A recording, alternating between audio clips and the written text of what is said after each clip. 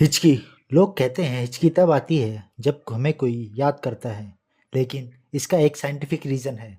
हिचकी तब आती है जब डायफ्राम यानी लंग्स और पेट के बीच की मांसपेशियां अचानक सिकुड़ जाती है। इससे वोकल कॉर्ड का हिस्सा तेजी से बंद होता है और हिक की आवाज़ निकलती है। यह एक रिफ्लेक्स एक्शन है जो फ्रैंकलिन नर्व और वेगस नर्व से जुड़ा होता है।